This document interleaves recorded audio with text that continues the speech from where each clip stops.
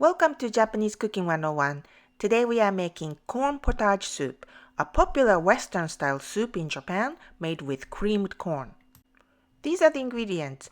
For more information and complete recipe, please visit our website, japanesecooking101.com. First, we chop onion finely. Now, melt butter in a pot at medium heat. Add chopped onion and cook until soft.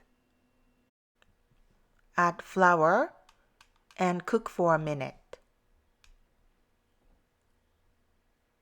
And add chicken broth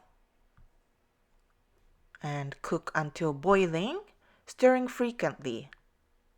Add creamed corn and cook until boiling again.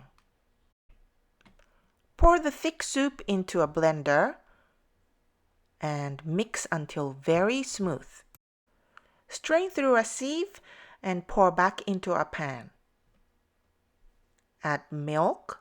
We use whole milk and cook until hot. Season with salt and pepper to taste. And it's ready to serve. Pour into a bowl or a cup and garnish with parsley.